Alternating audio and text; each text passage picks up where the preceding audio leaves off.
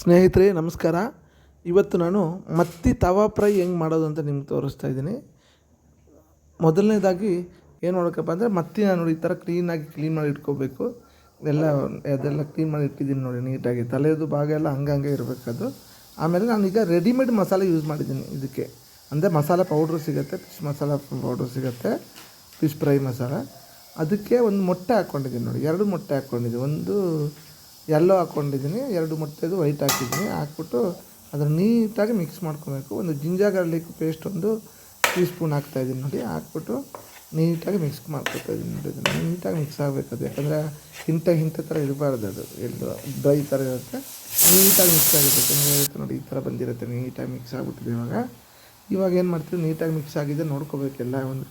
ಎಲ್ಲ ಕಡೆ ನೋಡಿಕೊಂಡು ಆಮೇಲೆ ನಾನು ಆಲ್ರೆಡಿ ರೆಡಿ ಮಾಡ್ಕೊಂಡಿದ್ದೀನಲ್ಲ, ಆ ಫಿಶ್ನ ಇಟ್ಕೊಂಡು ಒಂದೊಂದೇ ಅದ್ಕೋಬೇಕು. ಅದಕ್ಕೆ ನೀಟಾಗಿ ಅದ್ಕೋಬೇಕು ನೋಡಿ. ಈ ಥರ ಅದ್ಬಿಟ್ಟು ಎಲ್ಲ ಕಡೆ ಅದ್ಬಿಟ್ಟಿದ್ದೀನಿ. ಇವಾಗ ನೀಟಾಗಿದೆ ನೋಡಿ, ಎಲ್ಲ ಕಡೆ ಹೋಗಿದೆ ಮಸಾಲೆ. ಈ ಕಿವಿ ಭಾಗ ಎಲ್ಲ ಒಳಗಡೆ ಹಾಕ್ಕೋಬೇಕಾಗತ್ತೆ, ಓಪನ್ ಮಾಡಿ ಹಾಕ್ಕೋಬೇಕಾಗತ್ತೆ.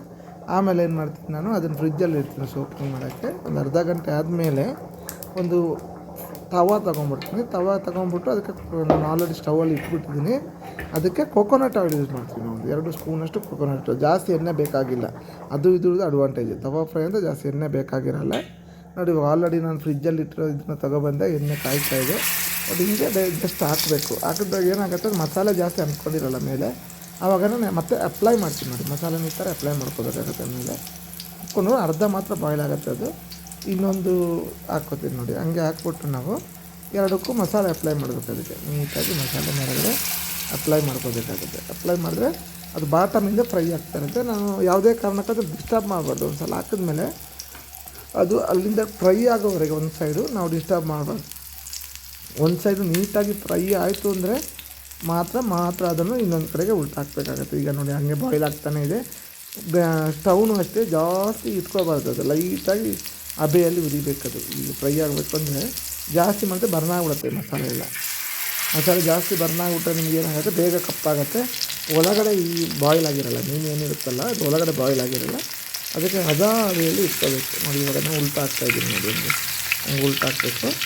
ಈಗ ಉಲ್ಟಾ ಹಂಗೆ ಇಟ್ಟಿದ್ರೆ ನೋಡಿ, ಕೆಳಗಡೆ ಹಂಗೆ ಅಲ್ಲಿ ಏನೋ ಇದಕ್ಕೆ ಕುತ್ಕೊಂಡಿಲ್ಲ, ತವಾಗ ಕುತ್ಕೊಳ್ಳಲ್ಲ, ಹಂಗೆ ಇರುತ್ತೆ. ಅದನ್ನು ಹಂಗೆ ಉಲ್ಟಾ ಹಾಕ್ಕೋಬೇಕು. ಅದನ್ನು ಉಲ್ಟಾ ಹಾಕ್ಬಿಟ್ಟು ಮತ್ತು ಅದೇ ಹಬೆಯಲ್ಲಿ ಅದೇ ಬೆಂಕಿಯಲ್ಲಿ ಇರಿಸ್ಬೇಕು. ಅದನ್ನು ಜಾಸ್ತಿ ಬೆಂಕಿ ಹಾಕ್ಕೋಬಾರ್ದು. ಅದಕ್ಕೆ ಹಂಗೆ ಮತ್ತೆ ಫ್ರೈ ಮಾಡಬೇಕು ನೋಡಿ. ಫ್ರೈ ಆಗ್ತಾಯಿದೆ. ಅದು ನಿಮಗೆ ಕಲರ್ ಚೇಂಜ್ ಆಗುತ್ತೆ, ಗೊತ್ತಾಗುತ್ತೆ. ಕಲರ್ ಚೇಂಜ್ ಆದ ತಕ್ಷಣ ಅದು ಬಾಯ್ಲ್ ಆಗಿದೆ ಅಂತ ಗೊತ್ತಾಗುತ್ತೆ ನೋಡಿ. ಆಲ್ಮೋಸ್ಟ್ ಅದು ಬಾಯ್ಲ್ ಆಗಿದೆ. ಸ್ವಲ್ಪ ಸೈಡಲ್ಲಿ ಸರಿಸ್ಬಿಟ್ಟು ಅದನ್ನು ಇಟ್ಕೋಬೇಕು. ಹಂಗೆ ಏನಾಗುತ್ತೆ ಅಂದರೆ ಅದರಲ್ಲಿರೋ ಆಯಿಲ್ ಇರುತ್ತಲ್ಲ, ಒಳಗೆ ಸೇರ್ಕೊಂಡಿದ್ದು ಆ ಆಯಿಲೆಲ್ಲ ಇಳ್ಕೊಂಡು ಹೋಗ್ಬೇಕು ಅದರಿಂದ. ಅದು ಬರೀ ಫಿಶ್ ಮಾತ್ರ ಉಳ್ಕೋಬೇಕು. ಅದಕ್ಕೆ ಸ್ವಲ್ಪ ಸೈಡಲ್ಲಿ ಸರಿಸ್ಕೊಂಡು ಅದನ್ನು ನೀಟಾಗಿ ಬಾಯ್ಲ್ ಆದಮೇಲೆ ನಾನು ಚೆಕ್ ಮಾಡ್ಕೋಬೇಕು, ಅದು ಬಾಯ್ಲ್ ಆಗಿದೆಯಾ ಇಲ್ವಾ ಅಂತ ಚೆಕ್ ಮಾಡ್ಕೋಬೇಕು. ಸೈಡಲ್ಲಿ ಇಟ್ಕೊಂಡು ನೋಡಿ, ಈಗ ಹೊರಗೆ ಎತ್ಕೊಂಡಿದ್ದೀನಿ ನೋಡಿ. ಎತ್ಕೊಂಡೋದಕ್ಕೆ ಒಂದು ನಿಂಬೆಹಣ್ಣನ್ನು ಕಟ್ ಮಾಡಿ ಇಟ್ಕೊಂಡಿದ್ದೀನಿ. ಅದು ಹಾಕ್ಬಿಟ್ಟು ನಿಂಬೆಹಣ್ಣನ್ನ ಅದ್ರ ಮೇಲೆ ಚೆನ್ನಾಗಿ ಸಿಂಪಡಿಸ್ಬಿಟ್ಟು ಹಾಕಿದ್ರೆ ತುಂಬ ಟೇಸ್ಟಿಯಾಗಿರುತ್ತೆ.